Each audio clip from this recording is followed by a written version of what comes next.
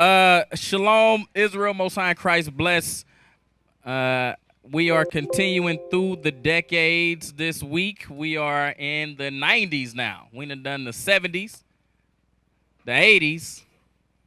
Now we're in the 90s. Before we jump smooth into the 80s, smooth into the 90s. Thank you, sir. Before we jump into surviving the 90s, we'll cover a few things that we talked about in the 80s, right? We had crack. What else we have going on in the 80s that we looked at? Mass incarceration went way up. In the 70s, they had what did they have in the 70s? Busing, and the education system was all jacked up. The political parties were aligning against us as a people in the 70s, 80s. Go ahead. Vaccinations. Yeah, we talked about the vaccinations that was going on. Make sure that your mic is up. Can you speak up, or are you good? Yeah, I'm good. Okay, I want them to hear you. What else happened in the 80s? Anything I'm leaving out before we jump into here? Anything I'm leaving out? No, that's pretty much it. That's pretty much it? Okay. Yeah, gangster rap. Yeah, we did leave out something. We did leave something out. We're going to start with that today, right? We're going to start with that today. So we'll start with a San Diego guy here in the 80s. Let's start with this scripture first. Let's go to Psalms chapter 68, verse 11. We got to start with the scriptures. We got to start with the scriptures. Test. Yes, sir. It's the book of Psalms, chapter 68 and verse 11. Yeah. The Lord gave the word.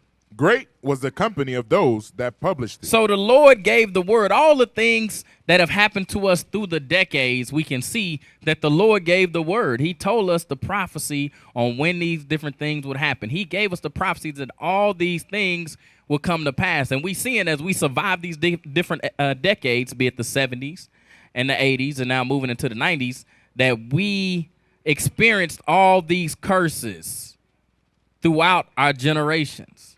As the scripture said, the Lord gave the word, meaning all the things he said was going to happen, they happened. Go ahead, Ananiah. Okay, let's go to that. Let's go to Deuteronomy 28, verse 15. It's the book of Deuteronomy, chapter 28 and verse 15. Yeah. But it shall come to pass, if thou wilt not hearken unto the voice of the Lord thy God, to observe to do all his commandments and his statutes which I command thee this day, that all these curses shall come upon thee and overtake thee. So throughout our generations, surviving the 70s, surviving the 80s, surviving the 90s, and all the years prior to, the curses were on us. The curses pursued us. Whatever we did, the curses pursued us. What's that, 60? What was that again, Jedi? We just read it a minute ago. Verse 45. 45. Moreover, all these curses shall come upon thee, and shall pursue thee. And shall pursue thee. So whatever year we went through so far, we see these curses still apply. These curses still exist. Let's go to it now. Let's start with good old Saigon Pen. We'll start with good old Saigon Pen. We'll just start with just the start of it. Now, I didn't cover in the 70s Roe v. Wade, right, going reference to abortion. And that's because we're going to talk about it here in the 90s, just to make sure y'all know why we didn't cover that thing. Some other things happened in the 90s that made it a little different. So we'll look at it. Let's start with this, though. We're starting with the 80s just to close it out. We're going to talk about Saigon Pen. Let me know when you're ready. I want to start right there. You can just start it at the beginning. We're going to go until 1:44.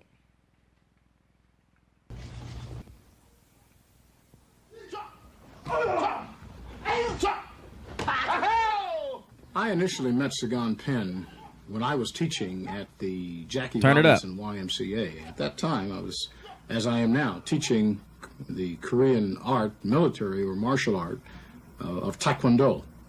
Turn. Now what's pointing at you? My what? Rear, sir. My butt. Poppy move. In his training, he learned to defend himself against singular as well as multiple attackers. Much of the time in fighting in class, he would fight as many as 5 individuals at one time. Pause it. He also learned to take... So this guy, Saigon Pen, he was trained in Taekwondo, and he was fighting as many as 5 guys during training. Why are we bringing him up to close out the 80s? Let's see what happened. Go ahead. individuals on who were armed with knives, chains, sticks, clubs, you name it, various kinds of weapons. And he was very, very adept. In fact, he also participated in tournament martial art.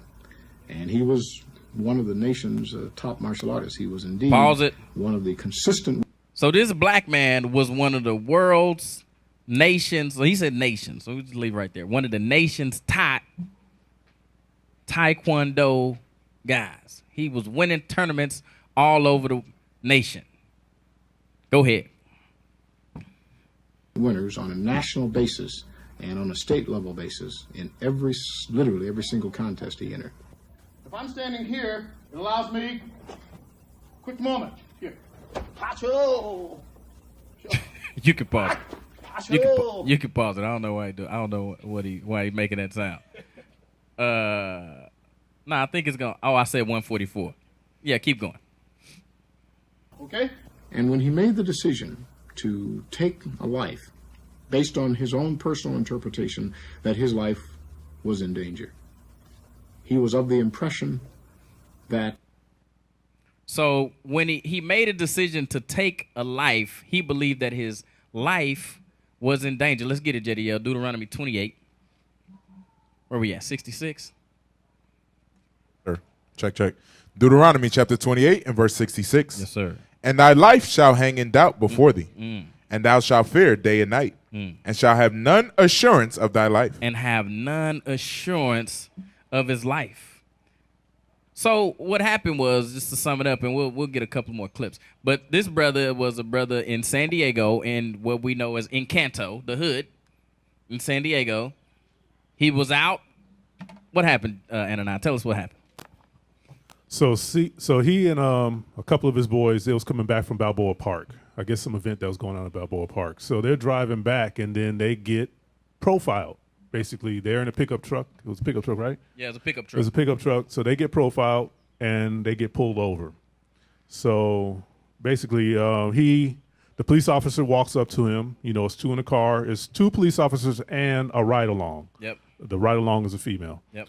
So the police officer approaches him, asking for his ID, right? So Yep. he gives him, he's complying. Yeah. He gives him the whole wallet, right? Yep. So then he's like, no, I need you to take the ID out of the wallet. He's like, I'm giving you my wallet. Yep. You know, basically he's like, you're a police officer. I trust you to go ahead and take my ID and look at it, right? Without going into all my stuff. Right. So at that point, that's when it elevated. Yep.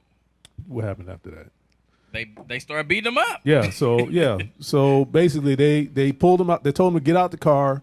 You're not being compliant.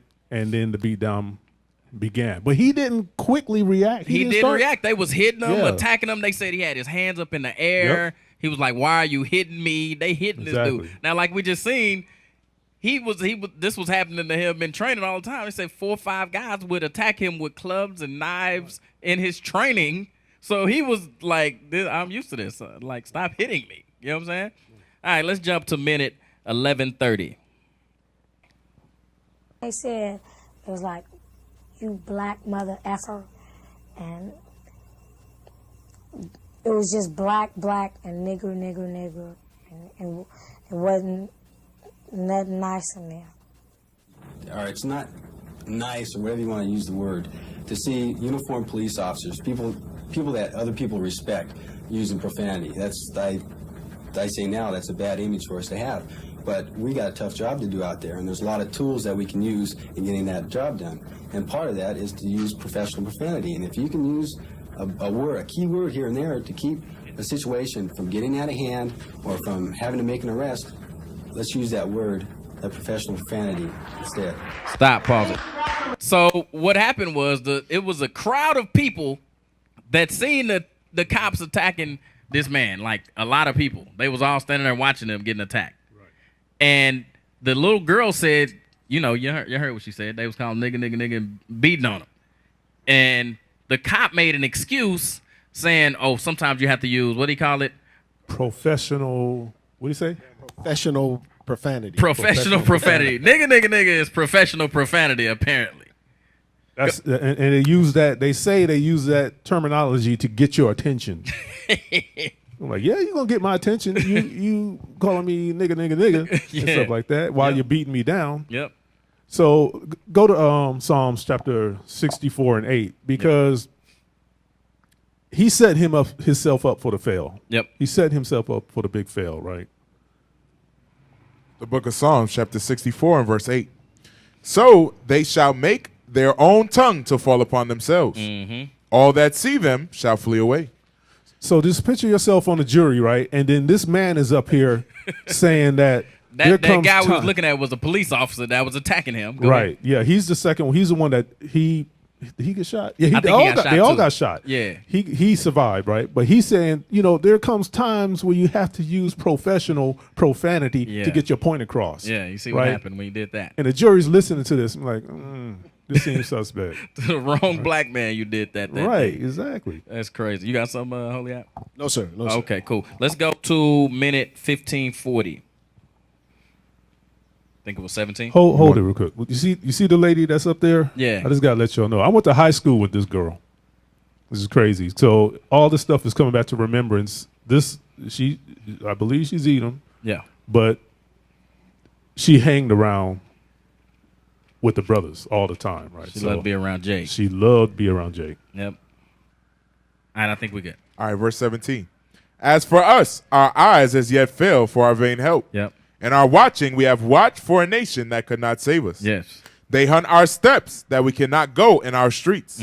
Our end is near. Our days are fulfilled. So they hunt our steps. Like he said, they profile us. They hunt our steps. All right, let's go to that 1540. Did you observe what he was doing? Yes, he was hitting him with a stick. The officer that was on top of him, straddling him, he said, "You think you're bad? You think you're bad? Nigger, I'm going to beat your ass." You honestly thought that the officers were going to kill Mr. Penn right there in front of 50 people? Yes. Pause it. Yeah, they was beating this man down in front of 50 people without anything that's thinking anything was gonna go wrong. Go ahead. You honestly did believe that? Yes, I mean, the way they were beating him. So when you say that wasn't called for or something like that, you don't really know what preceded that. In other words, what went before it? No, I mean, a guy walking back, back this way, an officer comes, straddle him, and just beat him. Is that the way they protect and serve? The police in That's America theoretically. So she said, is that the way to protect and serve? Like we just read. Read it again. Lamentations chapter 4, verse 17. The book of Lamentations, chapter 4 and verse 17. Yeah. As for us, our eyes as yet fail for our vain help. And our watching, we have watched for a nation that could not save us. They hunt our steps. So we think that this nation is going to help us, is going to save us, but it's not. In a flash. And you got shot in the left side of the neck? Yes. The police officer with the blonde hair was on your chest, had his hand on your throat, and holding one arm, you took his gun from him. You shot which officer first? When I had the gun on him, the one standing right there kicked my arm. And that one that was over me punched me in my face. Okay. And which one? And the blast went off. Which one did you shoot first? The blast went off on the one that was on top of me when the one kicked me. The blonde hair. Okay. So you got the cap dropped on him first. Don't put nothing like that. Well, you say blast, I say shot. We're going to have to agree on order here. I'm just agreeing on what I just said. That's all. We made the That's call. it. Angela. So he telling you what happened. One of them was on top of him. The other one was kicking him. And he was able to, while the guy was on top of him, he was able to reach down and pull his gun out and shoot him with his own gun. Go ahead, Ananias.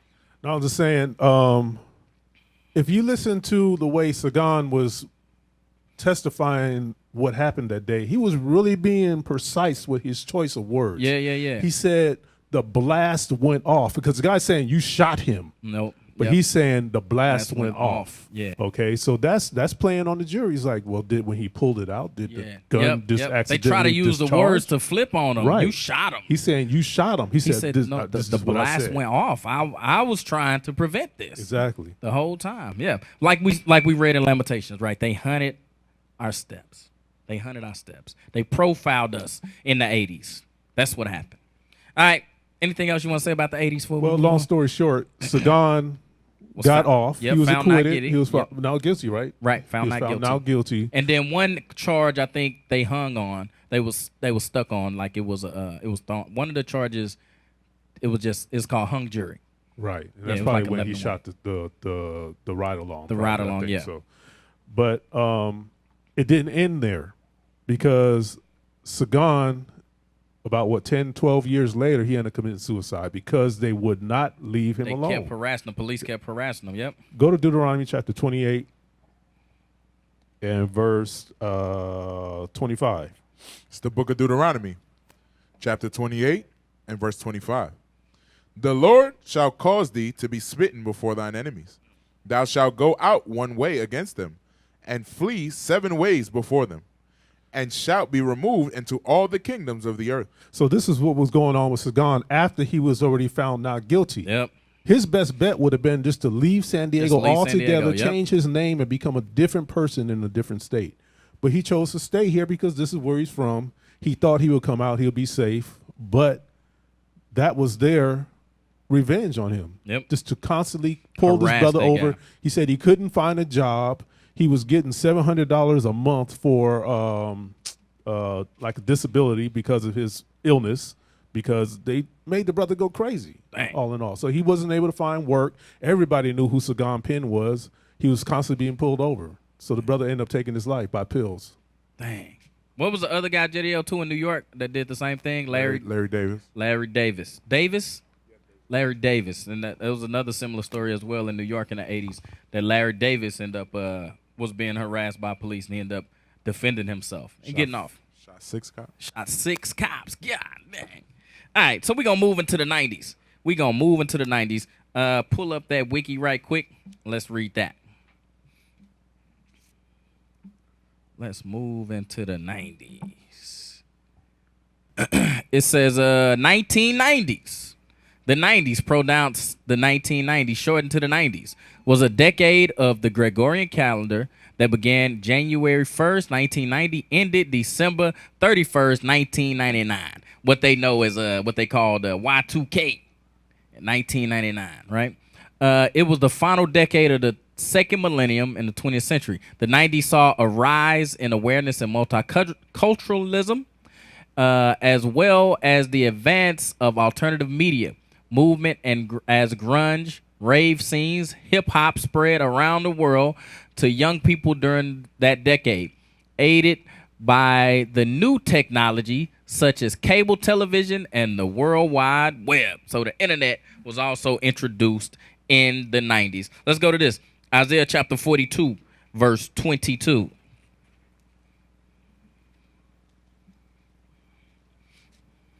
It's the book of Isaiah, chapter 42 and verse 22. Yeah.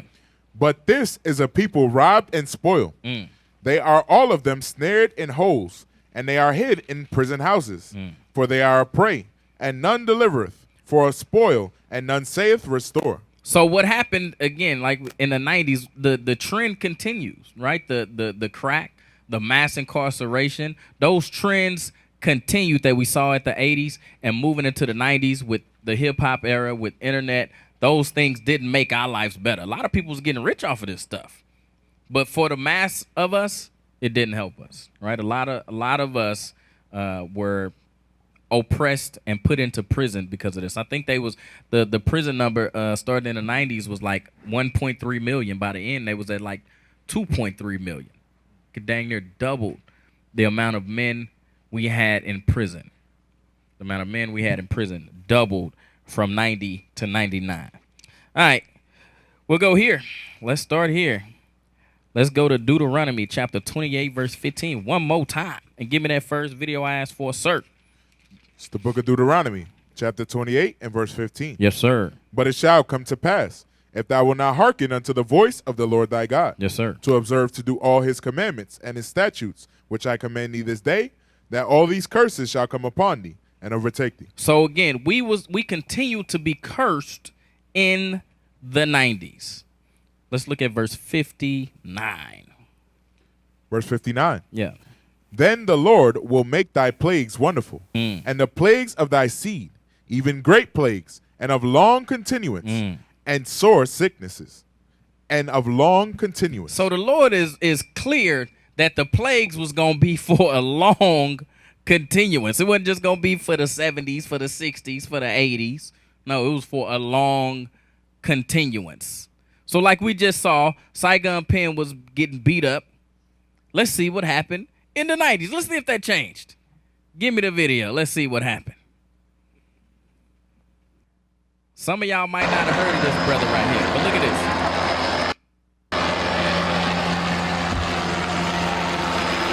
Y'all make sure y'all looking.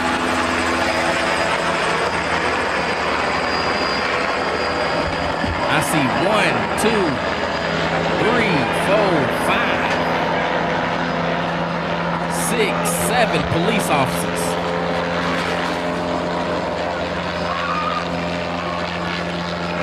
There it is. It's a man on the ground. He is laid out on the ground, and they are hitting him in the back with billy clubs.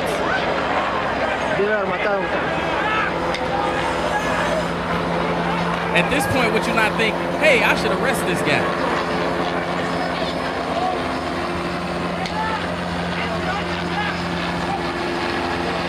Look, now he's rolled over. They hit him in the face with the billy club.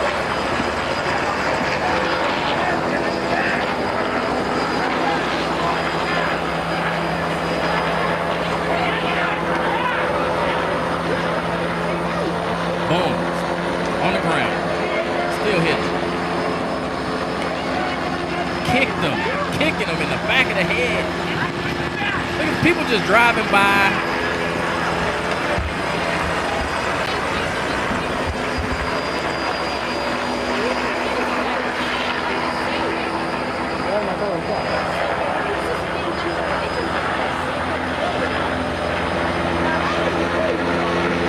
Okay, now let's arrest him. All right, you can pause. So if y'all don't know, if some of y'all kids don't know, some of y'all younger brothers and sisters don't know, it was a man. His name was Rodney King. And a group of police officers beat this man for a long time. I mean, it just went on and on and on. Now, again, I'm not saying the brother was guiltless, right? Give me that in Romans. Right, where it tell you to obey the laws of the land. This brother, Rodney King, he had sent the police on a chase. He was intoxicated, apparently, allegedly. So they chased him, and he ran from the police. Was you finna say something? Come on. You good? Oh, go ahead. Come on. No, I was gonna say during all of that beating, they were saying, stop resisting. Stop resisting. Lay down. Stop resisting. I'm like, what is going on, man? It's like, you know, the Lord's got his hand in all that stuff. It's crazy because this brother, at any time, they could have just put cuffs on that dude. They could have just put cuffs on him. You know, it was a point where he sat down and he had his hands already behind his back. And they kicked him in the back of the head, pushed him back on the ground, and proceeded to beat him. Goodness. You got something, Holy? Go ahead. Come on, turn it up. White supremacy in full effect. White supremacy in full effect. Yes, sir. It was going down. Yes. Let's go to that one in Romans. What's the one? It's the book of Romans, chapter 13 and verse 1. Yeah. Let every soul be subject unto the higher powers. Yeah. For there is no power but of God. The powers that be are ordained of God. Yeah. Whosoever therefore resisteth the power, resisteth the ordinance of God. And they that resist shall receive to themselves damnation. So like I just said, the brother, he was running from the cops. They was chasing him. He was running from them. He was apparently intoxicated. But I don't know how that. Give me that one in Proverbs, JDO. Proverbs 11. Proverbs 11 and 1. It's the book of Proverbs, chapter 11 and verse 1. Yeah. A false balance is abomination to the Lord, but a just weight is his delight. So a false balance. Okay, the brother ran. All right, you done got him pulled over. Now he should go and be put on trial, be arrested. That would be a fair balance. No, let's beat the heck out of him. Let's go to the next video. So all these men that I want the dang, which video did I say next? I think I forgot one. I think it was one in between there, actually. All these men went to trial for beating Rodney King. Let's see what happened with that. Again, and Deuteronomy 28, the whole point is Deuteronomy 28 applies through this whole thing. Through the 90s, Deuteronomy 28 applied. Y'all think Trayvon Martin, George Floyd, Philando Castile were the first? No. This was happening in the 80s, in the 70s, in the 90s. Go ahead, hit play. And an attempt to answer the question of why the jury came up with a not guilty verdict. Pause. Not guilty. They found them men that was beating Rodney King not guilty. They weren't guilty of anything. They didn't do anything wrong. Let's see why the juries thought they were not guilty. Hit play. One of the King trial jurors, who wants to remain anonymous, admitted the King beating video made an instant impression on that jury.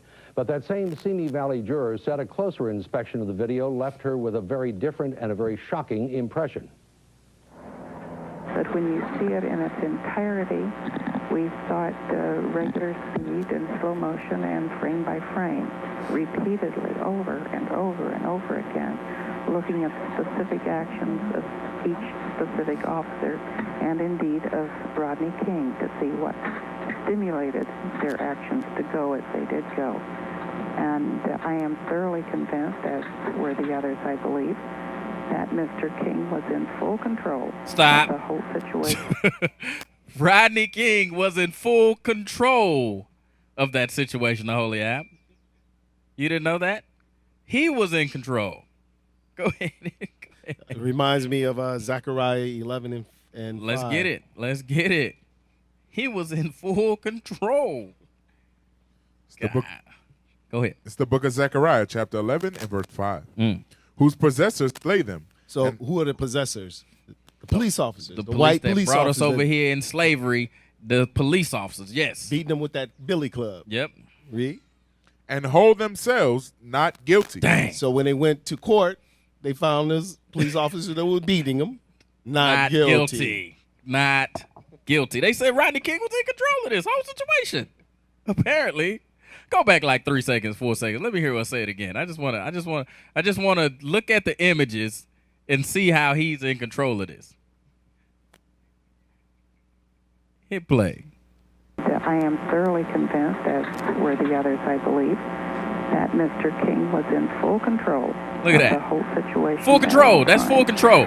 This juror also said she was convinced that Rodney King was under the one of the jurors. That was the people that was on the jury. She was one of the people that was on the jury. She said they were convinced that Rodney King was in control of that whole situation. Go ahead. Hold on. No, not the video. Anna and I finna say something. No, you say go ahead, but it's like it's nothing I can say. I'm like, goodness. He's in full control. He's on the ground. You got 7+ police officers taking turns, beating this man on the head, kicking midsection, ankles, whatsoever, and he's in full control of the situation. Full control. That's what they see. Gosh, you got something, Holy App? You want to say something? Nah. Okay, cool. Go ahead. Hit play again. In full control of the whole situation at all times. This juror also said she was convinced that Rodney King was under the influence of both alcohol and PCP. What most Americans saw. Pause. How is he in control of the whole situation if he was inebriated and on PCP? That makes no sense. Okay, how did she come? Is she a physician? Did she run blood tests on this man to say that either he was or he wasn't? Allegedly. She said he allegedly was under the influence of alcohol and PCP. Allegedly. Gosh. Okay. Let's go to the next video. The next one, the one I had said. And I want to go to, I think just start it. And I'll tell you where to stop. Just hit start. Where is it at? Hold on. Okay, here we go. I found it. Okay, yeah, hit start. And we're going to go to minute 153, I believe. Thanks for joining us. For the city of Los Angeles, a third day of tension and violence. As night approaches, police and National Guard unit. So when the verdict was put out not guilty, the way y'all see them out there burning down buildings and doing that stuff, guess what? They was doing it in the 90s. They was doing it back in 1965. They was doing it in the 70s. They was doing it in the 80s. They was running around breaking and destroying stuff. They was doing the same thing back here. Go ahead. Units are out in force. Federal troops are on standby. Violence in the city appeared to die down a bit today, but the toll is obvious. Go back like to right when he first, just like to 20 seconds again. That's good. Now 16. My bad. Police and National Guard units are out in force. Federal troops are on standby. Violence in the city appeared to die down a bit today, but the toll is obvious. 37 people dead, more than 1,300 injured, more than 4,000 arrested. Damage estimate, $200 million and rising. 4,000 national... So they said 34 people died. So what was happening was anybody that rode through the neighborhood that wasn't black, they was pulling them out the cars and beating the hell out of them. Go ahead. I want to go to minute 153. Yeah. Guard troops have joined the contingent of police and California Highway Patrol officers on the streets. More are on the way. A few hours ago, the man who's become the unwilling symbol of this outbreak of violence decided it was time to speak out. Rodney King appealed for peace. Get ready for this. I just want to say, this ain't it. You know, can we all get along? Can we get along? Can we stop making it horrible for the older people and the kids? And I mean, we've got enough smog here in Los Angeles,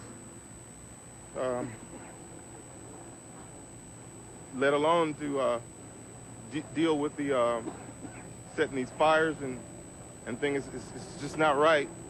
It's not right, and it's not gonna change anything.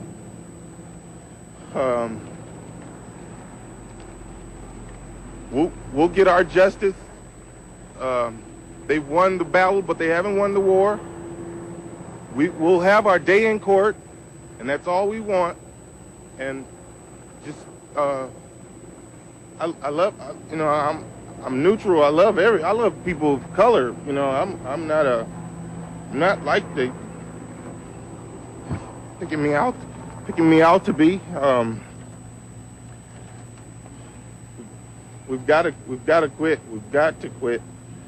You know, after all, I mean, I can understand the first upset for the first. Yeah, man, you went too far, man. I went to 153. Ooh. All he said. What you got, Ananiah? No, I was gonna say, can we all just get along? Does that brother look like he was like, I'm gonna go up there and try to create some peace? That brother was told to go up there. He was forced, yeah. He was forced to go up there, yeah, and speak. That's why he was so rattled in his words. He didn't have anything prepared to say. He was making up as he went, and you could tell his heart wasn't in it because he was like, damn, these dudes got off for beating my ass in the middle of the street on video. On video. Everybody's seen it. Everybody's seen it. It's crazy. Go to minute 14:10. I want the minute 14, 10 seconds. And we're going to 15 minutes. So this is what's going on. After they found themselves not guilty, like we read in Ezekiel, after they found themselves not guilty, the people started rioting, burning down buildings. But let's see if they thought it was about O.J. Simpson. Let's see what they thought. Come on. I mean, not Rodney King. Dang, I'm on my head already over there in that craziness. That was in the 90s too. It's coming. We're going to get to it. Cap, I could get one while you. Yeah. Go ahead. Yes, Rodney King riots, dramatic news clips, 1992. It's 22 minutes. All right. Go ahead. Go ahead, JD. I'll read it for you. Genesis 49, 8 and 9. Genesis 49. And you said verse 8 and 9? 8 and 9, yeah. Let me get there, sir. The book of Genesis, chapter 49, verse 8. Judah Thou art he whom thy brethren shall praise. Thy hand shall be in the neck of thine enemies. Thy father's children shall bow down before thee. So Esau read this Bible, right? So they knew, like, if all the Negroes was riled up over this Rodney King situation, we need to get the person they riled up over to calm down, right? Because if we don't, everybody's going to follow them, right? That's what this is, right? So when you see him, like, go out and do the speech, if he would have continued, it would have just escalated, right? Because it was riots all around the country, right? So it wasn't just a LA thing. It was like, if we get him to say relax, then everybody else will relax, right? Because everybody follows Judah. That's what it was. They played the video out of order. Rodney King riots, dramatic news. I want that one from 1 minute to 53 seconds. And then go to the 14-minute mark. Then the next verse is... Oh, okay, verse 9. I'm sorry. Judah is a lion's whelp. Hold on. Judah is a lion's whelp. From the prey, my son, thou art gone up. He stooped down. Who couched as a lion? And as an old lion, who shall rouse him up? Right, so Judah always had, like, the spirit in them to fight. So this was just another instance of how they took Judah and, like, calmed him down, right, and pressed him back down. So that's what I see when I see that video. Yep. Y'all ready now? I'm ready. Okay, who? And an attempt to answer the question of why the jury came up with a not guilty verdict. One of the King trial jurors who wants to remain anonymous admitted the King beating video made an instant impression on that jury. Nah, that's but that not it, bro. Simi Valley juror said Oh, yes, a it is. closer Yes, it is. inspection of the video left her with a very different and a very shocking impression. But when you see it in its entirety, we saw it regular speed and slow motion and frame by frame, repeatedly over and over and over again, looking at specific actions of each specific officer and indeed of Rodney King to see what stimulated their actions to go as they did go. And I am thoroughly convinced, as were the others, I believe, that Mr. King was in full control of the whole situation at all times. This juror also said she was convinced that Rodney King was under the influence of both alcohol and PCP. What most Americans saw when they watched Rodney King struck 56 times by 56 white policemen, the jury saw differently. Not guilty of the crime of assault by force. Pause. Not guilty of the crime of assault. That wasn't assault, Ananiah. What you just seen was not assault. That wasn't assault, Aholiab. That's not what you just seen. You can hit somebody 56 times. It's okay. It's not assault. Go ahead. Great bodily injury. Shock quickly turned into anger. The same way I'm angry, you should be angry. You should be angry. And anger turned into violence. Look at them fires. Look at that. The trouble began Wednesday afternoon. Look at them at pulling this people out the intersection in cars. South Central Los Angeles. Cars attacked, the occupants beaten and robbed. At first, no police responded. And when they finally did, they left almost immediately. Pause it. It would be out. The police showed up. They said, we got to get the heck out of here. Go ahead. Hours before they were mobilized. And even then, much of the looting would continue with impunity. But today, Police Chief Daryl Gates defended what he called a balanced response. We had what we thought was right, that's it. response. Let's jump to 14 minutes, man. And they was stealing all type of stuff, man, when you watch this video. They was stealing tuna fish. It wasn't DVDs yet. They were stealing tapes, you know what I'm saying? Video tapes, VHSs, TVs. Dude, I seen this one dude running with a TV in his hand and a gun in the other, and somebody's recording him. So he dropped the TV. You know the TV's back there, big, heavy. He trying to run with this heavy TV and a VCR. Gosh, 14:10. You got something or not? Okay, 14:10. A couple more seconds ahead. Just a couple of seconds. All right, cool. Right there. All my life. Anybody who sees me out there, it may not mean anything, but I've never seen something as savage. What's up? The reason why Turn it up. the fire is going on is because there's two reasons. One reason is the outcome of the Rodney King case. That's one. The second reason is that all these businesses around here is in the Latino and the black area, and they are owned and operated by Koreans. That was the two reasons. That's all I got to say. Pause it. Going against the Pause. He said every business in the neighborhood, it ain't ours anyway. That's why we burning this stuff down. Give me that in Deuteronomy 28, JDL. Should be the head.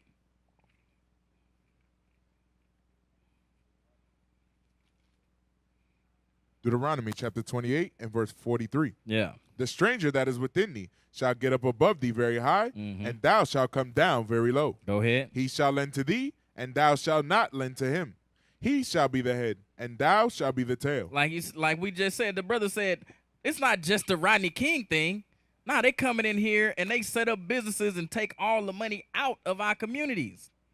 That's why we burning this stuff down. Let's go back to it. And this was 1992. The 90s was just getting started, baby. Just getting cracking. Koreans, mainly because they don't have, like I say, just a black and a Korean, a black and a Latino community, and they don't have neither race working for them. That's it. Let's go to Leviticus 26, verse 17. Is that what I want, JDL? Yeah, I think so. It's the book of Leviticus, chapter 26 and verse 17. And I will set my face against you, and ye shall be slain before your enemies. They that hate you shall reign over you, and ye shall flee when none pursueth you. And ye shall flee when none. That's what was going on, man. The enemies was over us. They was over us with terror. They was reigning over us with hate, and they was still holding themselves not guilty in the 90s. That's what was going on. So another big thing that happened in the 90s, right? We just saw Rodney King. Can we all just get along? Some people tried to get along. Let's see what happened. Let's go to the truce. The truce in 94. Let's see what happened with the truce. We'll just start. I'll tell you where to stop. In the hospital tonight. But on a more positive note, a ceasefire in the city's gang warfare still seems to be on. Ron Allen reports. Since the truce among thousands of warring Crips and Bloods gang members declared as Los Angeles. So you see right there, say Bloods, Crips together. They was like, look, the police is killing us. We got to stop killing us. So during this, after the end of the riots, the Bloods and Crips came together for truce. Hit play. Thanks, Jabez. You can put it on vibrate. It will help us. It will help us all. Angeles smoldered. Most police have remained suspicious and openly skeptical that the daily gang killings would stop. But today, the deputy chief responsible for the city's most gang-infested neighborhood said he believes the truce is not only real, but holding. Drive-by shootings, there are fewer of them than there has been in the past, and there are fewer homicides that are gang-related. The 4 black gang-related murders since the riot, says Hunt, compare with 13 for the same period last year. But there is reason to be... So they said during the riots, we stopped killing each other. Before the riots, we was killing each other at a mass rate. After the riots, they said, dang, we got to stop killing ourselves because the police is killing us. Let's go to Proverbs chapter 1.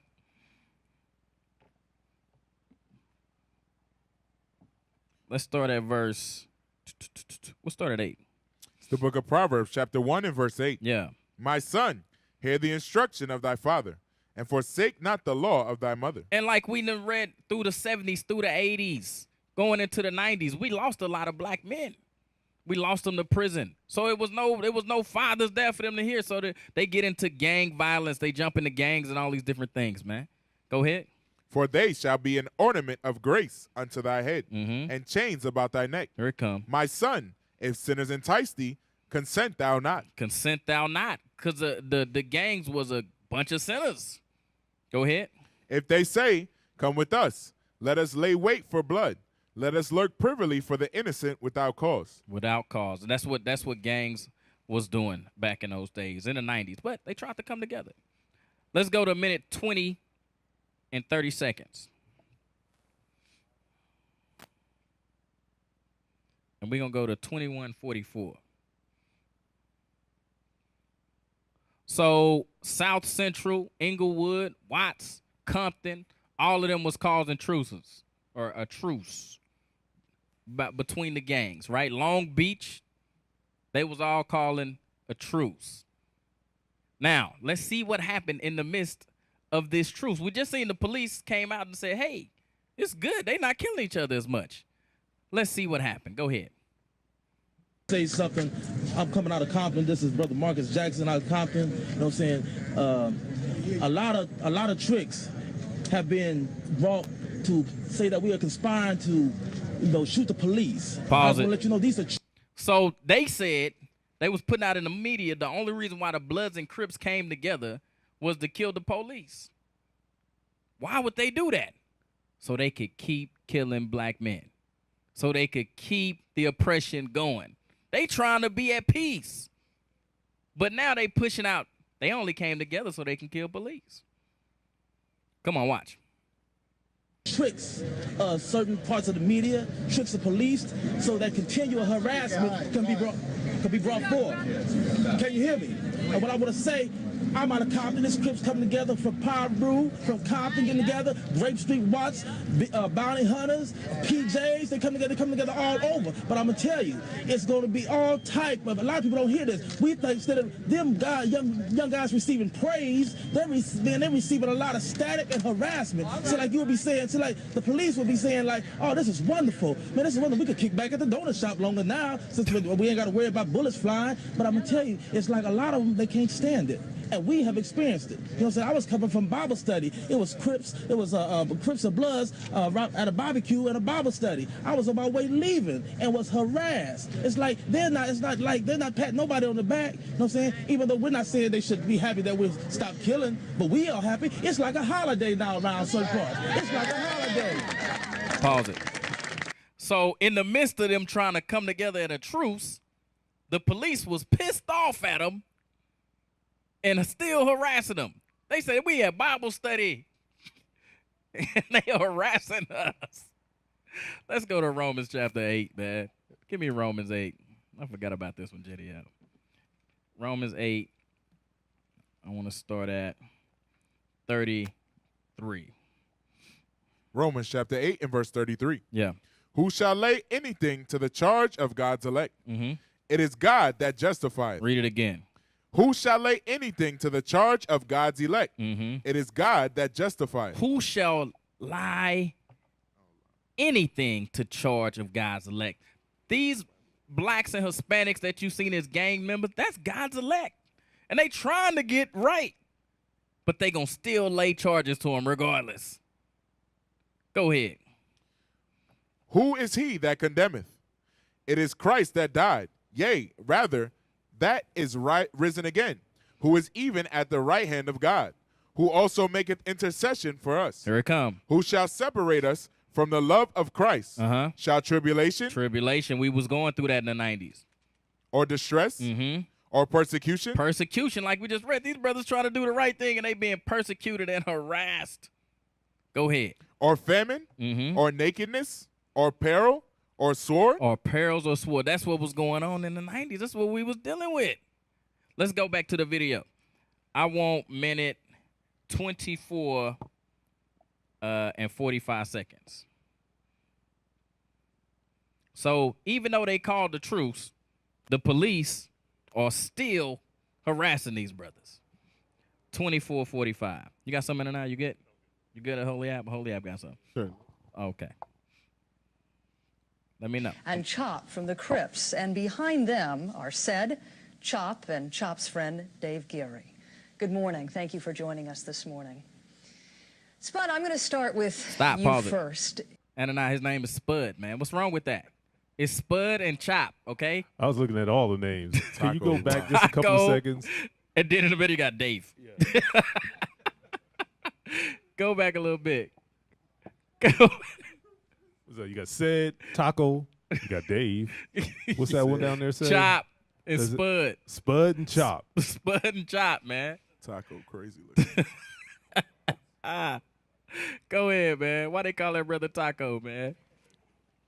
I think I got a reasoning, but I'll tell you later. Go ahead on the play. Thank you for joining us this morning. Spud, I'm going to start with you first. Start with Spud. Explain to us how the whole idea of this truce came about. Basically, it's just, it just started from after this incident with Rodney King. it just was a time for us to take advantage of this opportunity and just come as one and stop the senseless killing we've been doing. And stopping just at unite as 26:30. one and, you know, give some extracurricular activities to something positive. Unite and do something right for once instead of negative. Let's talk about that for a moment, Chop. Do you think this is going to work? And by that, I mean, do you think you're going to get total cooperation within these individual gangs? Watch him. Yeah, I think it's going to work because everybody want it to work. This is what they've been looking for, and now it's happening, so they better make it work. What do you think is the incentive for gang members to come together and try to have peace on the streets? It's something that they wanted to do. That's why all their life they wanted to do it. We just been forced to kill each other because of the white man. White man been influencing us. Pause it. He told you what happened. He said because of our surroundings, they pressed us into killing each other. Let's go to Deuteronomy 28, please. Let's look at verse 62 again. It's the book of Deuteronomy, chapter 28 and verse 62. Yeah. And ye shall be left few in number, whereas ye were as the stars of heaven for multitude, because thou wouldest not obey the voice of the Lord thy God. So we was few in numbers. We actually make up around 13% of the population in the U.S. So we being harassed and persecuted by these people that hate us, that hold themselves not guilty. So the only thing we could do at this point, or that they tried to do, was come together. They said, look, man, we've been killing each other. We got to stop. Go ahead, hit play. We're going to 26:30. Go back a couple of seconds, though. Let's hear what old Chop had to say, man. Chop a prophet, man. It's a man of God right there. Just got to keep the commandments. He's God's elect right there. Bring back up Chop, man. Chop dropping that science on him. Right now. By that, I mean, do you think you're going to get total cooperation within these individual gangs? Yeah, I think it's going to work because everybody want it to work. This is what they've been looking for, and now it's happening, so they better make it work. What do you think is the incentive for gang members to come together and try to have peace on the streets? It's something that they wanted to do.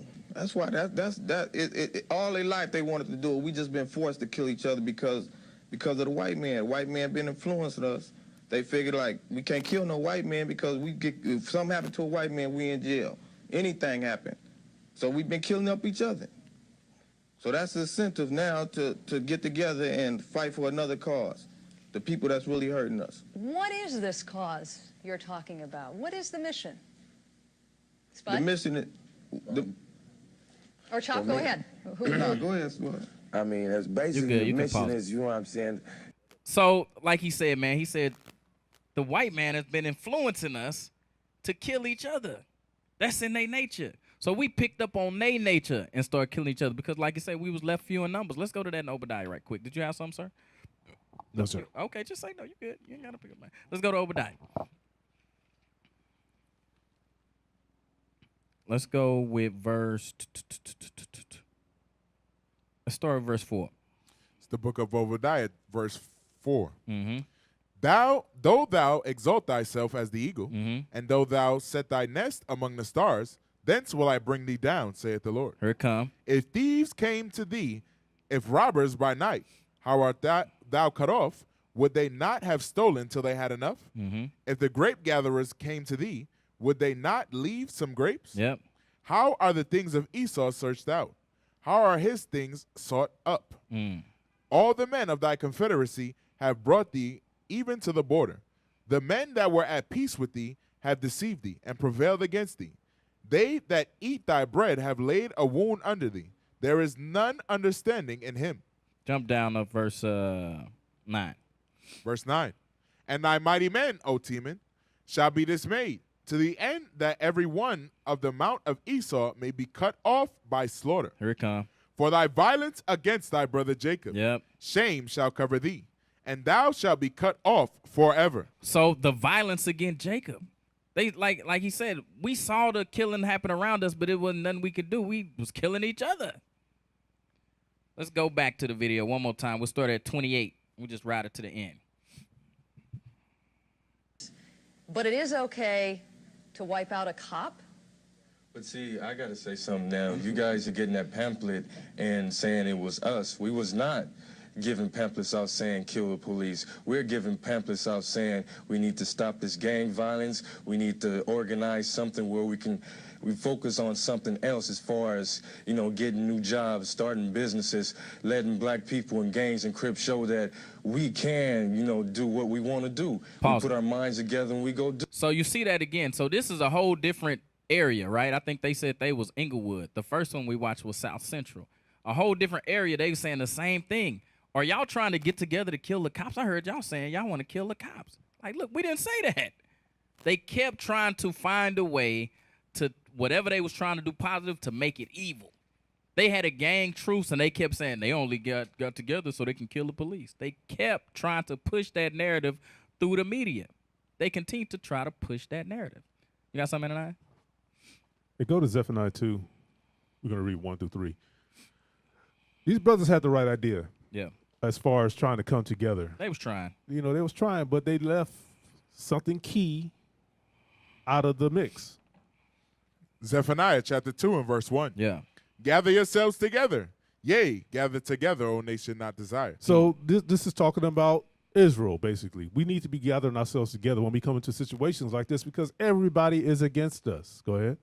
Before the decree bring forth, before the day pass as a chaff, before the fierce anger of the Lord come upon you. And that's what we're dealing with right now. The fierce anger of the Lord is coming upon us, putting us to death in the streets, right? Let's go. Before the day of the Lord's anger come upon you. See ye the Lord, all ye meek of the earth, which have wrought his judgment. Seek righteousness, seek meekness. It may be ye shall be hid in the day of the Lord's anger. So that's the thing. It's like we didn't seek any righteousness. All we were doing was just gathering together. Whose responsibility was it for us to learn that we need to be keeping God's commandments? Because I'm watching these videos. I don't really see any churches getting involved in this thing. Well, they was. The churches were for the gang truce. Yes. Yeah, the churches was there. Okay. They was trying. But again, they teaching them the wrong Jesus anyway. Well, they still gonna hate true. themselves walking out of there because they teaching them white Jesus. Because a lot of stuff I was looking at, even going through this stuff, the churches, they get involved, but they only get involved to a certain extent because they're not going to put their neck on the line. Yep. Because they don't want to have that, oh, we're on this side. We're about all people. So if we just sit here and try and protect the blacks, Hispanics, and Native Americans, people, the Israelites, it's going to give us a bad view to the rest of the world. Okay. Yep. You're right, bro. You're right. Was that it on the scripture? That was it. That was it. Okay, so we see the thing that happened with Rodney King, man. They had riots, right? Gang truce. These are things that happened in the 90s, right? Now we're going to move on to the next thing that was going on in the 90s, which was interracial marriages, right? Interracial marriages seemed to be on the rise at the time. And it was some high-profile interracial marriages we're going to look at. I want the Steve Harvey clip, please. Give me Steve Harvey. We're going to see what happened with interracial marriage. Give me that scripture first, Proverbs 11:21.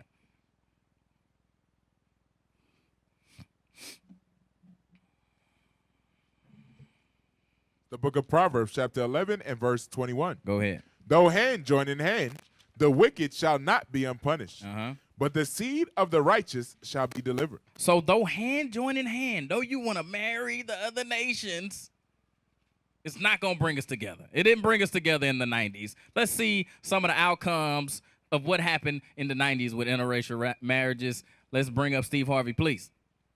Hit play. Folks, there are certain newsmakers that will always remember folks tied to headlines so Pause it right quick. extraordinary that they instantly The wiki article right above it, I want that next. When I tell you to pause, I want you to go to that article next. All right, go ahead, hit play. become part of American pop culture. And when they disappear from the public eye, we often wonder, well, what became of them? Well, that's certainly true of my next guest. Take a look. Crimes of passion, affairs of the heart going tragically wrong. The extreme cases instantly become worldwide news stories and captivate the public. But few tales of lovers who lost it have left a bigger impact than John and Lorena Bobbitt's.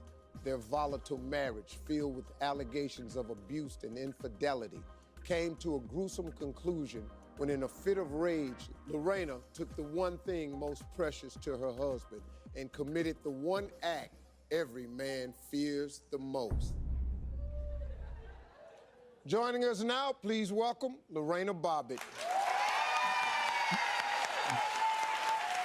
Turn it up some.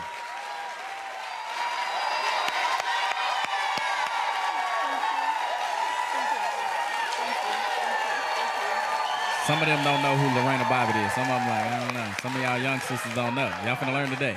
I know. He don't know. Jericho don't know who that is. You know, but the audience, though, all this here, what was all this about? And then she looked at me and went, I know.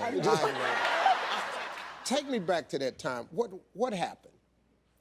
Well, Steve, I was young. I came to United States when I was 18 years old. I was naive. I was looking for the opportunity in the United States, so I wanted to live the American dream. I wanted to, have a family. I wanted to meet a man, get married, and I did. I met John, and he was nice, and he was charming. All right, so we see this woman says she came to America. She wants to live the American dream. Read that Proverbs 11 one more time. My bad, Cap.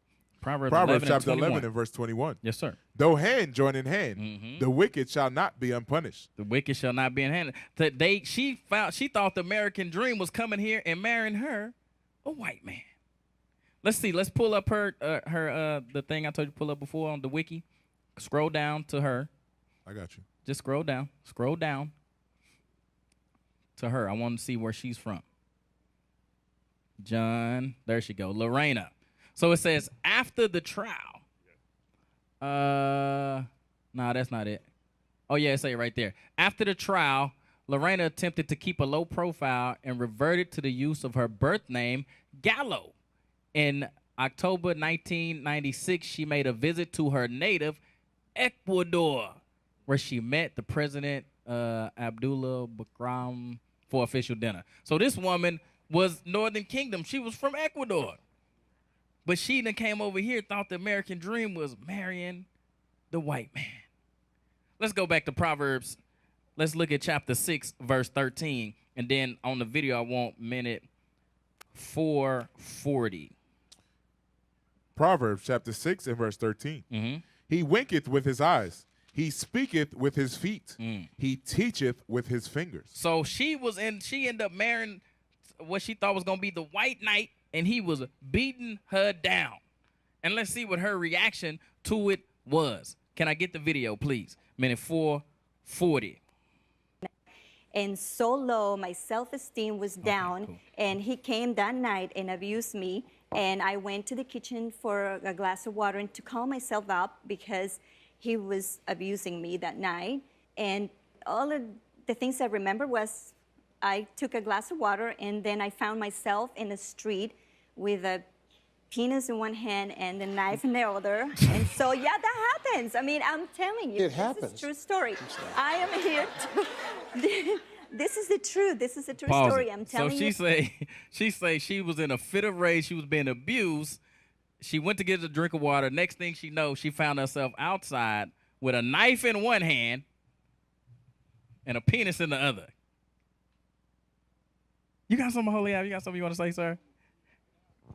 I never knew that she was Northern Kingdom. She's Northern Kingdom. I thought she was a white. I used to hear that all the time. I thought she was a white woman. She's Northern Kingdom, interracial marriage. Go ahead, hit play. Play on. So now y'all know who Lorena Bobbitt is. Now y'all know. And I'm here to tell you. Go ahead. And to tell everyone what happened when a woman gets abused by a man. Can I ask you a couple questions? So, but yes. What made you take it, though? I mean, you cut it off, and I was insane. Where you going with it? I don't know. I mean, that's how the reaction of, yeah. Why you leave with it? That's what I don't, look, I'm not really sure how I want to receive this. I don't know. I know. You didn't think of just like lay it on a pillow so when he wake up, you know, you wake up and all of a sudden you wake up.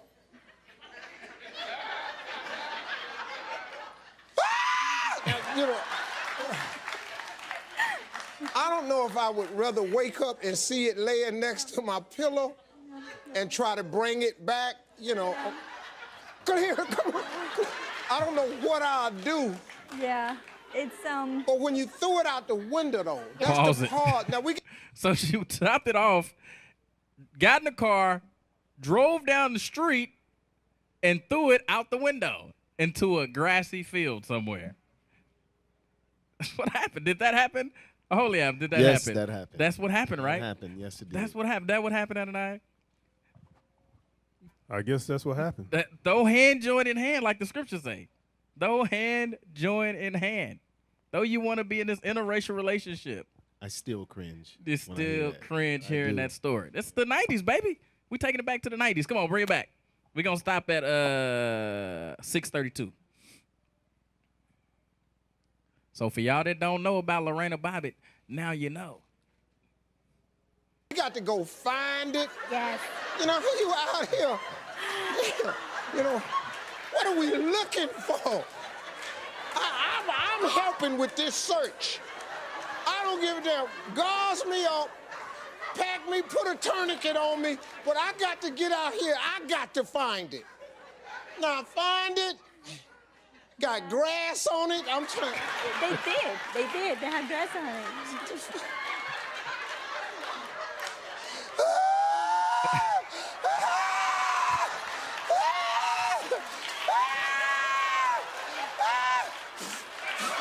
Come on, speak to me. Come on, it's okay. Well, All right, that's it, man. So Lorena Bobbitt, man, in an interracial relationship. Let's go to the next one. Let's go to the next interracial marriage. Give me the one. What's the one? Not the Joshua, the one in the law. Give me the law. The book of Deuteronomy, chapter 7 and verse 3. Yeah. Neither shalt thou make marriages with them. Mm-hmm. Thy daughter thou shalt not give unto his son, nor his daughter shalt thou take unto thy son. Yep. For they will turn away thy son from following me, Mm. that they may serve other gods. So will the anger of the Lord be kindled against you and destroy thee suddenly. So the anger of the Lord is kindled against this interracial marriage thing that was going on back here in the 90s and still persists to this day. Let's go to the next clip, please. Can I get the next one? Oh, there he is. He assured us and agreed to provide for this surrender, and that's not occurred. On June 17, 1994, O.J. Simpson became the most famous fugitive on the planet. Everybody was on the alert looking for a wanted double homicide suspect who happened to be a Heisman Trophy winner. David Gascon, the LAPD's chief spokesperson at the time, believed O.J.'s whereabouts wouldn't remain a mystery very long. I remember having a conversation and I told him directly, I said, you know how this is going to end up. Somebody's going to see O.J. Simpson out here. Somebody's going to see him out on the freeway somewhere. We're going to get the call. Highway Patrol. Yeah, I think I just saw O.J. Simpson on the 5 freeway. He's heading north. O.J.'s on the 5. Near Nicole Brown Simpson's grave, south of Los Angeles, the white Bronco is spotted. At the wheel, O.J.'s best friend and former teammate, Al Cowlings. Did you see him? Yeah, we believe so. And we looked at him, you know? And he stared us down like he was dead. Hold on, I got a cop coming here right now. Okay, we'll put it out. Okay, bye. All right, that's enough. So good old O.J., he was married to Edom, just like Lorena, married to Edom. Though hand join in hand. Let's go to that in Joshua, please. Nope. Matter of fact, give me Proverbs 6, verse 13.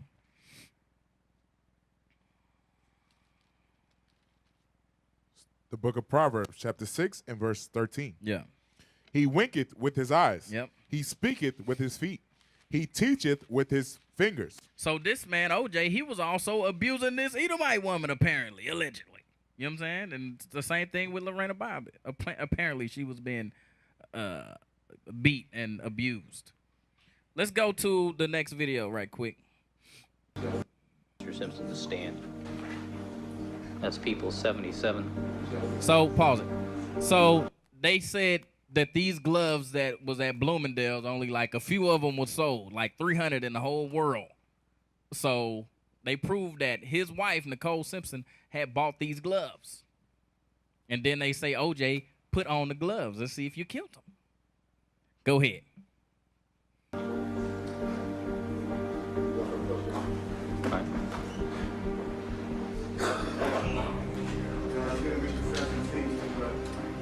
Problem placing the glove on his hand.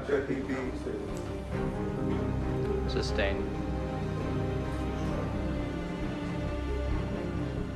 I'm not saying he guilty or innocent. I'm not saying that. I'm not saying he killed him or didn't kill him. 164A, is that the right hand glove?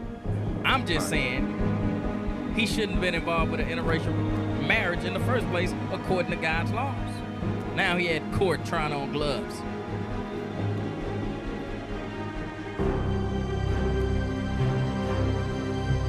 Go ahead, you can pause that thing.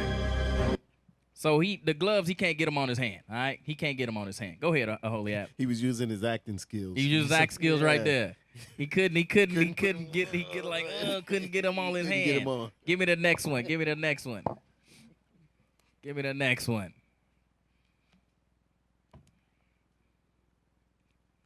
I was thinking. So this is Johnny. Last night about this case and their theory and how it didn't make any sense and how it didn't fit and how something is wrong. And it occurred to me how they were going to come here and stand up here and tell you how O.J. Simpson was going to disguise himself. Was going to put on a knit cap and some dark clothes, and he was going to get in his white Bronco and this recognizable person and go over and kill his wife. That's what they want you to believe. That's how silly their argument is. And I said to myself, maybe I can demonstrate this graphically. I'm going to show you something. This is a knit cap. I'm going to put this knit cap on. And you've been seeing me for a year. If I put this knit cap on, who am I? I'm still Johnny Cochran with a knit cap. And if you look at O.J. Simpson over there. Get him, Johnny. And he has a rather large head. Big head. O.J. Simpson in a knit cap from 2 blocks away is still O.J. Simpson. It's no disguise. It's no disguise. It makes no sense. It doesn't fit. If it doesn't fit, you must acquit. There we go. There go Johnny. It reminded me that there was testimony early on. There go Johnny, man, doing his thing. If it don't fit, you must acquit. That was big in the 90s, man. It don't fit. You must acquit. That's what they were saying back in the 90s. You know what I'm saying? I'm dropping this on y'all right now, Israel, so y'all can know. You know what I'm saying? Go ahead, Adonai. Hey, go to Psalms 141. We're going to read 9 and 10. Because all they were doing is laying all these traps and snares out for OJ. I mean, he just kept stepping around them. Right. You know, the glove, it didn't fit. Right. The cap, I'm like, okay, yeah, you're going to hide with a knit cap on your head. Yeah, the trial didn't make sense. And this whole thing they played out on national TV. They played the whole trial out on TV. They didn't put trials on TV before that. But for OJ, for the black man, we going to make it all on TV. Go ahead. Go ahead. It's the book of Psalms, chapter 141 and verse 9. Keep me from the snare which they have laid for me, and the grins of the workers of iniquity. Let the wicked fall into their own nets, whilst that I withal escape. So that's exactly what happened with OJ. They set up all these traps and snares for him. And like I was saying, we're not saying he was guilty or not guilty. We're just going or through the not 90s. guilty. I don't know. We're just talking about the 90s. Back in the 90s, I was like, that dude didn't do it. He was innocent. But today, I look at him in the truth, I'm like, oh, that brother probably killed that woman. So I'm just like, the left glove fit. Yeah, exactly. One glove fit, the other one did. But you know, you do more work with your right hand. But that's what I'm saying though. You do with your left hand. Who take a glove?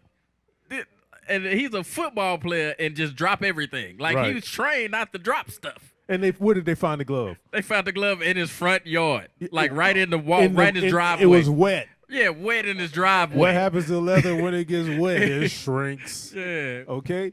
So, and like you said, they found one next to Nicole, Right. One glove there. He dropped one there, and then he dropped one at his house. Exactly. They just so happened to find it. To find it just like that. Yeah, I'm yeah, like, yeah. Man, okay. He's like he's and they say, okay, granted, that's what I'm saying. I don't know if that dude did it or not. I don't know. Because that brother, they say he pretty much destroyed those people. Yeah. He said they damn near he like stabbed decapitated. him like 40 times Yeah. down there. And almost cut her head off. Yeah. And this blood didn't have no blood in his car. Nothing. They said it was blood on the front of the car. In the front of the car, okay. It was crazy. That's from the deer he hit. Yeah. But anyway, then he was like, "Oh shit, what did I just do?" So I took one glove off, and I'm running away. And then I get all the way to my house, and I realize I still got the other glove on, so I dropped it there. It's crazy. Read that scripture one more time. Hey, did we lose? No, it's just me. Psalms chapter 141 and verse 9. Yeah. Keep me from the snare which they have laid for me, and the grins of the workers of iniquity. Let the wicked fall into their own nets, whilst that I withal escape. So that's exactly what they did. They fell into their own nest. They thought they had this man. Dang.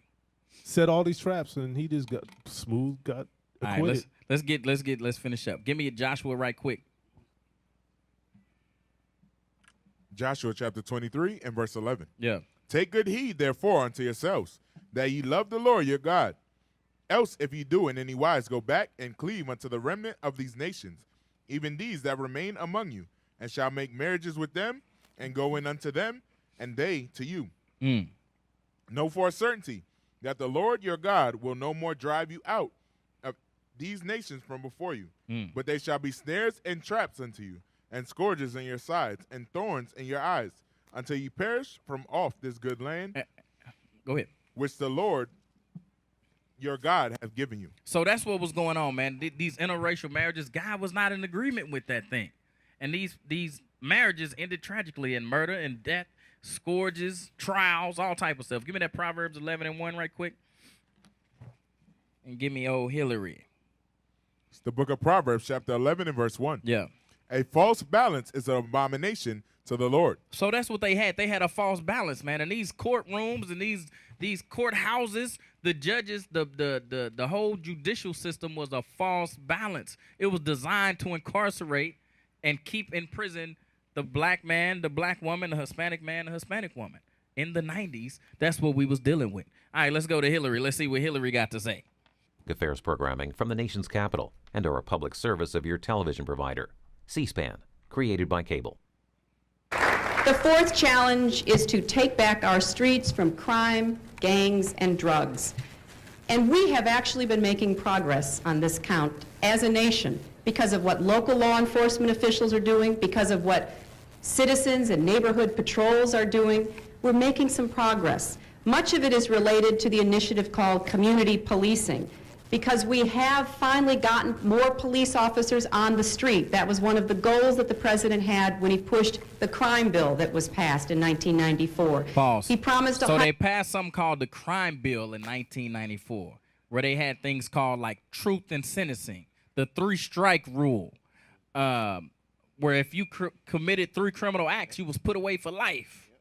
Like I said, what was the other one called? Truth and sentencing, where you had to, if you got 20 years, you pretty much had to do 20 years. You didn't get parole. It was 80%, I think it is.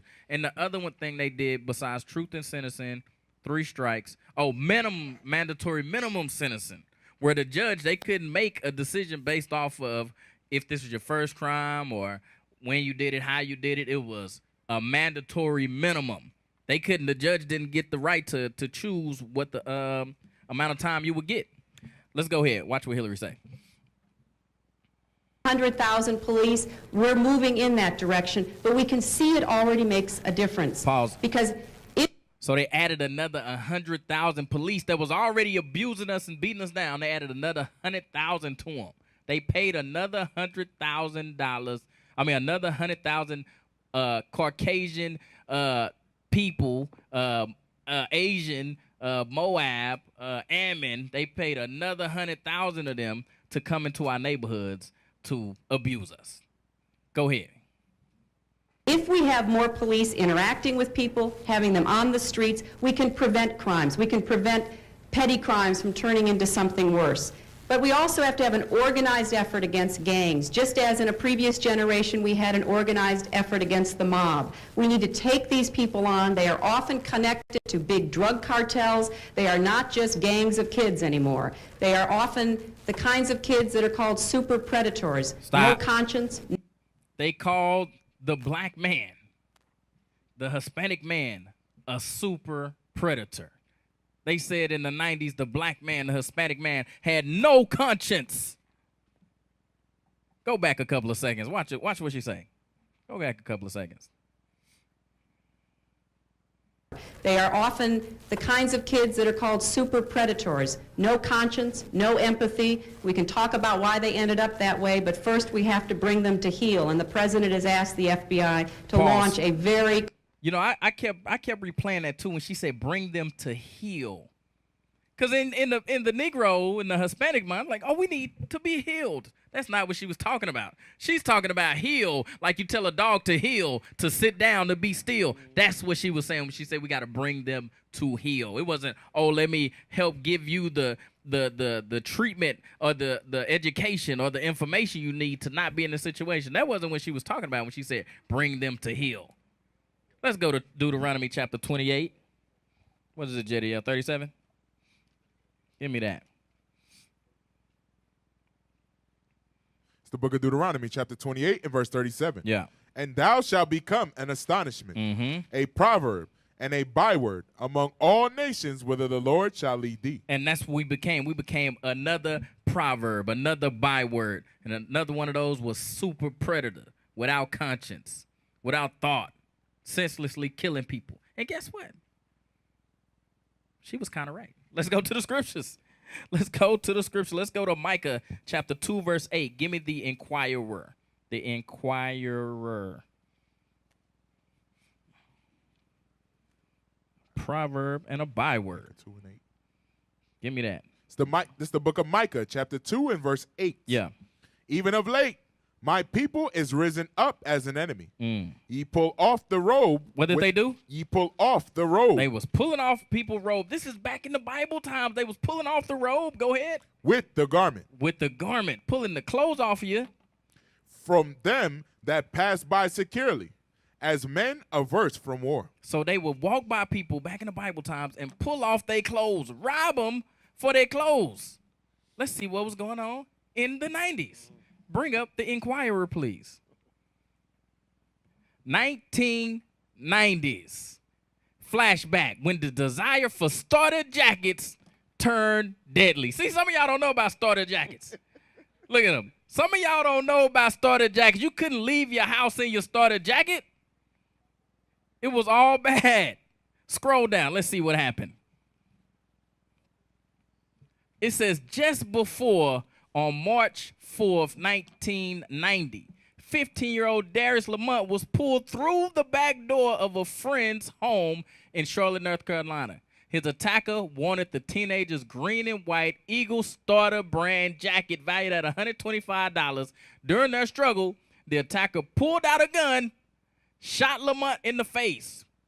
When the police arrived, the jacket was gone. Lamont died 10 hours later. His death, like the jacket, was part of a trend. In the 90s, the trend was to rob you for your starter jacket. Don't have no jacket on. Anna, do you remember having a starter jacket? No. No. Why didn't you have a starter jacket? Because I wanted to live. Because you wanted to live in the 90s. You didn't wear a jacket. See, some of y'all think this is just like, that's crazy. They was killing you for a jacket in the 90s. This is what happened. Go ahead, Holy Ad. It was the Jordans for me. We get into it. Okay. We get into it. Okay. Well, I just want to start with starter jackets. Okay. We going there next. I got you. Go back to the thing. Let me see. I think it's a little bit more. You couldn't wear a Raiders jacket back here. Look at that.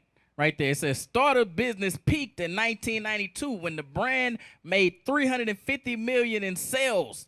The most popular product was the winter weight jacket worn by gangster rappers and Hollywood superstars alike. So if you had on a starter jacket, well, you was living.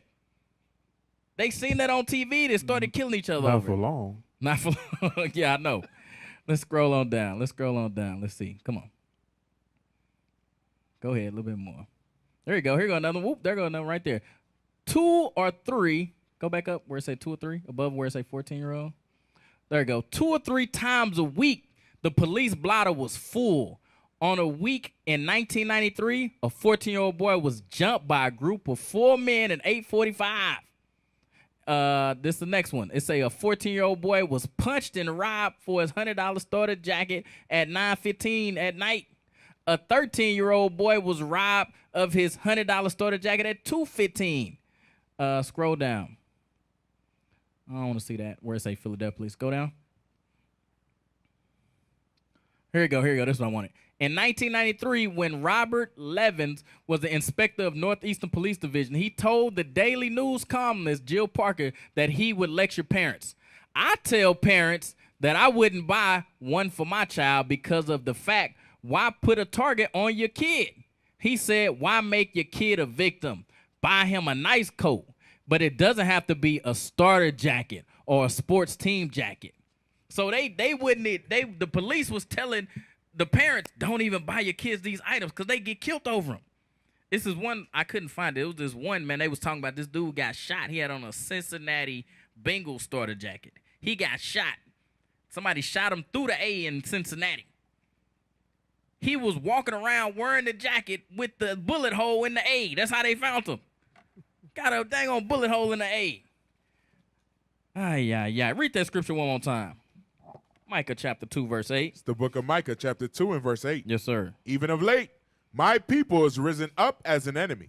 Ye pull off the robe with the garment from them that pass by securely, as men averse from war. As men averse from war. It's like they was going to war. They can't even walk around their neighborhood. Let's go to the next one. What was the next one after that? Give me the next one. Here we go. How kids' obsession with Air Jordans helped to lead to school uniforms and stricter dress codes. Scroll on down.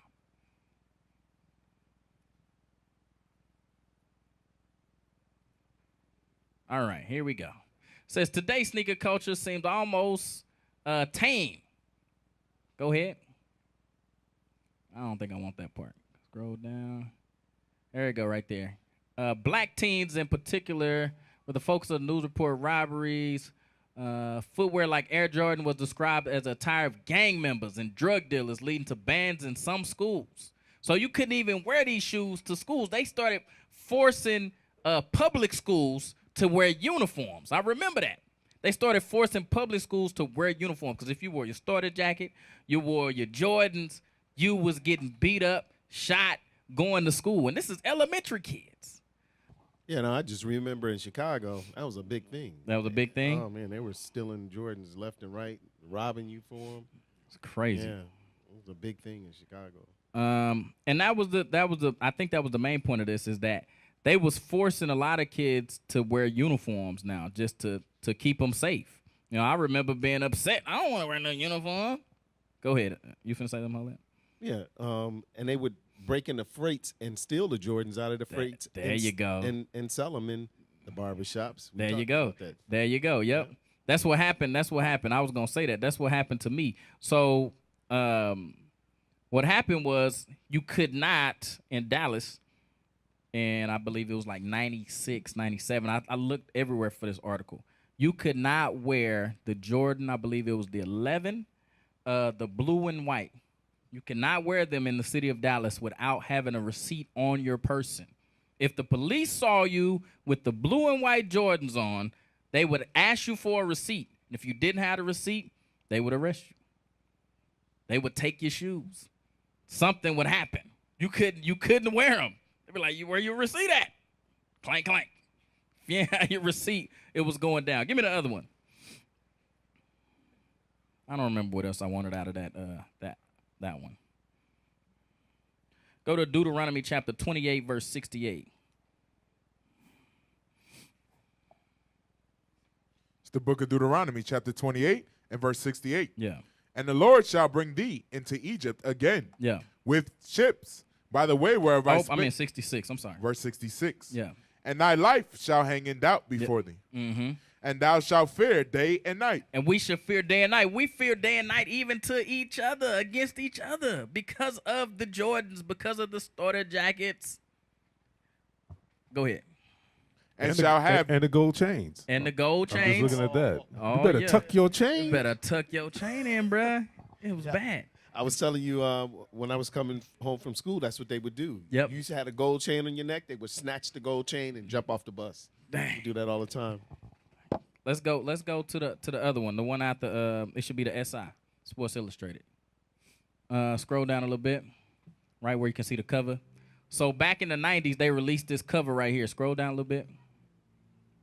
It was called Your Sneakers or Your Life. You couldn't wear Jordans. You couldn't wear Air Maxes. Not only could you possibly be robbed, but like I said, if you didn't have a receipt, the police would take them from you. Scroll down a little bit. This guy got killed. Oh, yeah, let's read this. It says, for 15-year-old Michael Eugene Thomas, his definitely was the shoes. A ninth grader at Meade Senior High School in Anne Arundel, Thomas was found strangled on May 2nd, 1989. Charged with first-degree murder was James David Martin, 17, a basketball buddy who allegedly took Thomas's 2-week-old Jordans basketball shoes and left Thomas' barefoot body in the woods near the school. That's what was going down in the 90s. Scroll down to where it says, I think it says GQ. It should start with, it's towards the end. You know what? Matter of fact, where it say in recent months, it should be two. The one say we certainly do in a country. I'll read that too. Okay, it says we certainly do in a country that has long been hung up on style over substance, flash over debt. The athletic shoes and sportswear industry projected $5.5 billion in domestic sales on name brand shoes in 1990, more than $2 billion in sweatpants, sweatshirts, and warm-up suits. Suddenly have come to represent the pinnacle of consumer exploitation. We was exploited. They would make this stuff, put it in the neighborhood, and we would kill each other over it. In recent months, the industry, which included heavyweights like Nike, Reebok, as well as smaller players, Adidas, Asics, British Knights, Brooks, Converse, LC's, Electronics, Feelers, LA Gear, New Balance, Ponies, Pumas, Starter, and numerous other makers of supporters of shoes, caps, and jackets have been accused of creating a fantasy-fueled market for luxury item in the economical inner blast. So again, they said that they knew, a lot of these companies knew that they was fueling turmoil in our neighborhoods. They did it on purpose. British Knights, right? Or some of y'all, like I said, some of y'all wasn't born in the 90s, but you couldn't wear British Knights, right? British Knights represented a gang. If you wore British Knights, that means you was a blood killer, the BKs. You dig what I'm saying? And where I'm from in Dallas, right, I never knew a lot of the names of these shoes until now, right? But where I grew up, the shoes called the Air Cortez, they called them Dope Mans. I never knew what they was called. We would go to Foot Locker or Foot Action or whatever. It'd be like, hey, y'all got the Dope Mans in the blue. You got the Dope Mans in the green or whatever. That's what they called them. Can you pull up a picture of the Air Cortez so we can see them? And then Dope Mans. They called them Dope Mans. That's the only thing I knew them called as. And in the other shoe, you would wear the Dope Mans or you would wear the Soldieries, right? The Reebok Classics. I never knew they was called Reebok Classics. Where I'm from, they called them Soldiers. You got them soldiers on, man. I like them soldiers. That's what they would call. I never heard them called anything else. You know what I'm saying? Till I left Texas. But the shoes represented a certain type of person. If you wore Dope Mans, there they go right there. Those are the Air Cortezes. I didn't know what they was called. I thought they was called Dope Mans my whole life. Like I said, you walk in the shoe store, you say, hey, let me get some Dope Mans. And they point right to them. They know exactly what you're talking about. Pull up the Reebok Classics. Those was called Soldiers. Yep, Air Maxes. So in where I'm from, like I said, Air Maxes, Dope Mans, Soldiers. That's what we wore. I never knew really about Jordans that much. Like, people wore them, but it wasn't really a thing. You know what I'm saying? Where I'm from. Go ahead. Air Maxes was bigger. Ours were K-Swiss. K-Swiss was huge, too. Yep. Pull up a Reebok Classic so y'all can see what the Soldiers look like. There you go. Nah. Yeah, those were soldiers, and you had the classics too, the ones right there. Those two. Yep, those were soldiers. But anyway, yeah, man, that's what it was in where I grew up, man. You know what I'm saying? Couldn't wear these shoes. If you wore those shoes, you presented a certain thing. A lot of people wore, this might just be Dallas, Dickies and house shoes. Like, it was a whole theme song behind Dickies and house shoes. You know what I'm saying? You had to wear that in Dallas. That was the thing. But anyway, Dickies and house shoes. Man, you never heard that song? It's what you wear, what you wearing. You never heard that? All right, whatever. All right, so anyway, these are the things that happened to the 90s. Give me that one more time, Micah 2:8, man. Micah chapter 2, verse 8.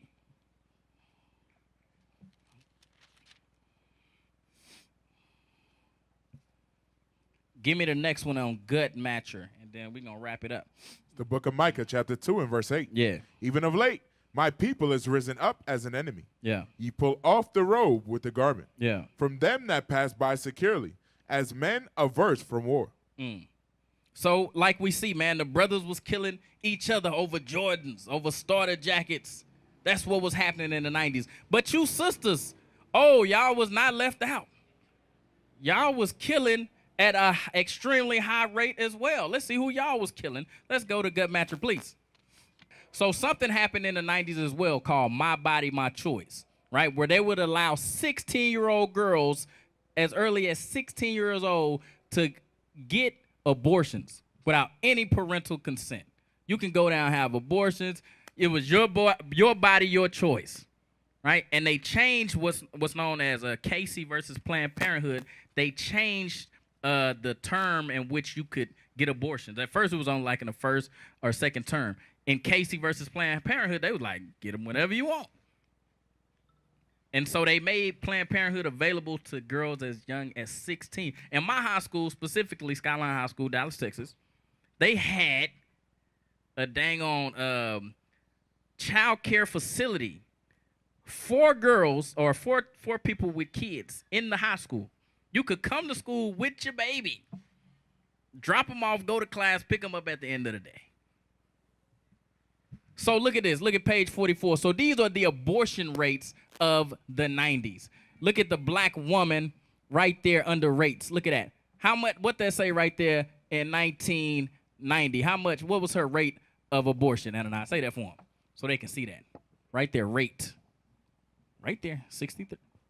You don't see that? Oh. The abortion rate in 1990 for the black woman was 63.9%.